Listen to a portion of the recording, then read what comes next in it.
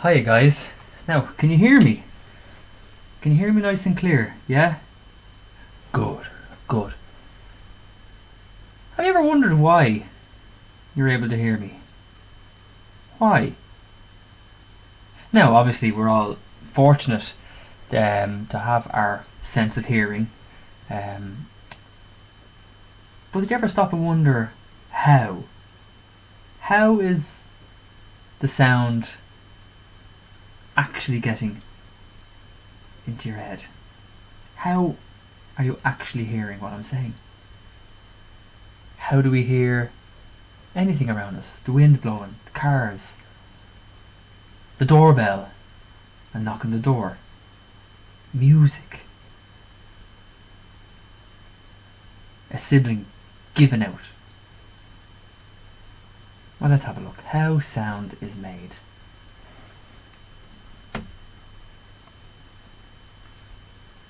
Now,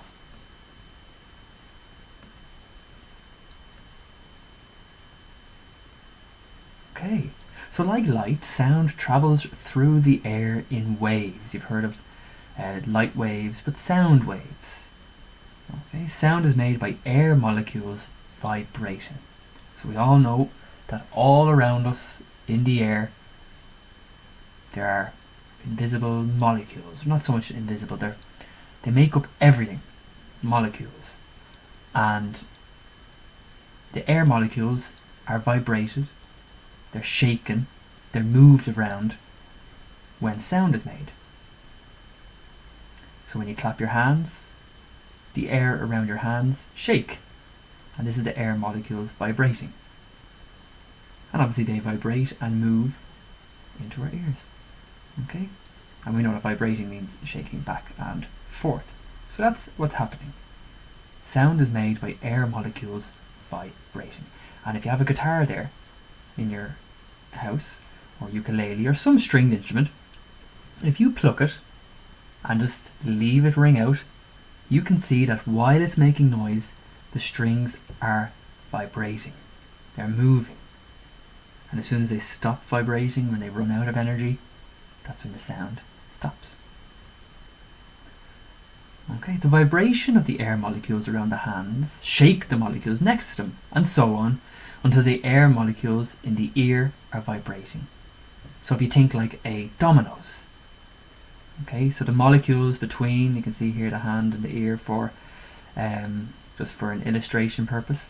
So the hand claps and that shakes the molecules directly around the hand, and little by little they bump into each other and reach the ear.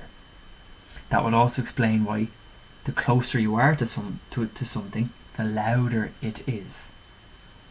Okay? The louder it is, because the molecules run out of energy and get slower and slower. The vibration slows the further along they move. Okay? Yeah, there's something to think about as well. So if you have a speaker in your house or even in your car, do you ever put your hand up to it while the music is playing? Yeah, you can feel it. So here's what's going on inside our ears. When air molecules inside the ear vibrate, they shake tiny, tiny little hairs that are on the inside of our ears. They're tiny little hairs. Okay? And those hairs are connected, okay, to little nerve endings that are under the skin. So you couldn't even see these hairs. They're tiny. And when those molecules come into your ear, they run past them and vibrate, and that's what sends the sound. These nerves send messages to your brain to tell you that you heard a noise. Okay? So our body is full of nerves. They send all different messages. If you get a pinch, where the nerves at the area that you were pinched sends a message to your brain that says you got hurt. Okay? You fall on your knee, you bang your knee, the nerves around your knee send a message to your brain that says my knee is sore. And these same nerves in your ear send a message to your brain telling it that you heard a noise. Okay? Whether it be your mom calling you for dinner, or a door bell ringing, whatever. Now, sound needs molecules to move. It is impossible for sound to travel in space. Okay?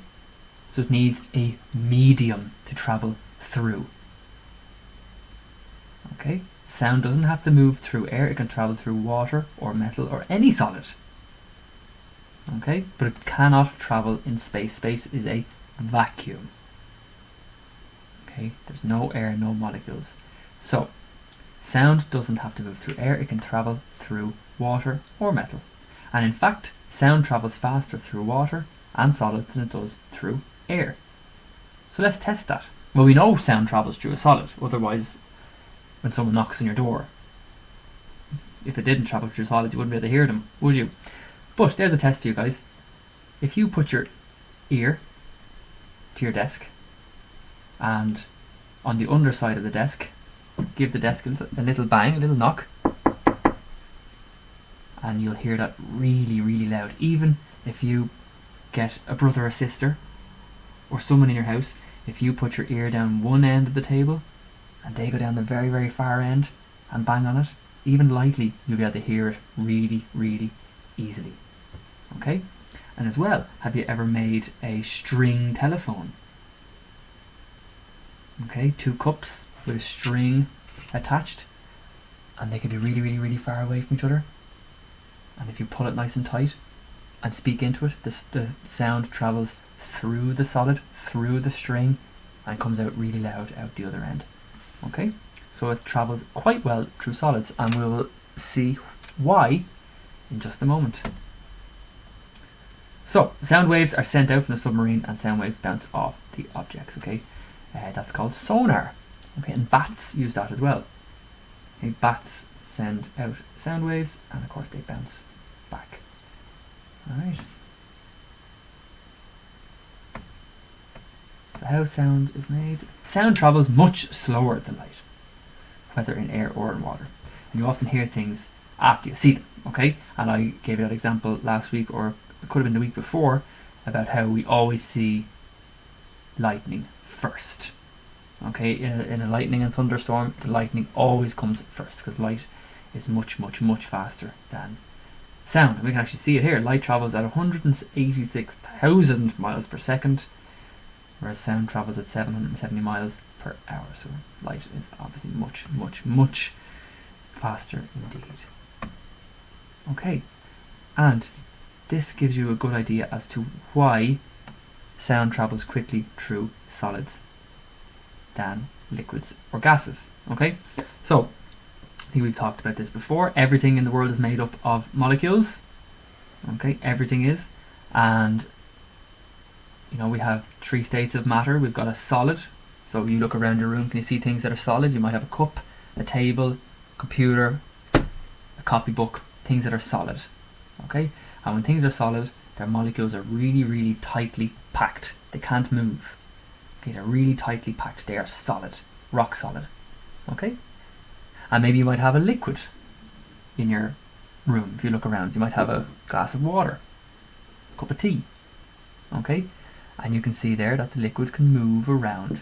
It takes the shape of whatever vessel it's in, but it can move and slosh around, and it's quite it's not very stable. Okay, that's because the molecules like that are fairly spaced out. They're spaced out.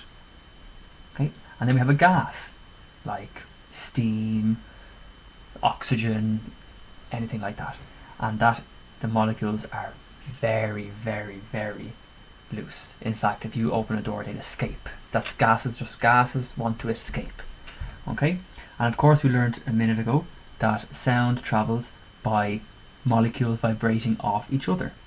Okay, so like that, if you're speaking in the air to your friend, okay, you talk, and the molecules around your mouth and your voice vibrate, and then they bounce, bounce, bounce, bounce, bounce until they reach your friend's ears. That's why the closer you stand, the louder and clearer you can hear it.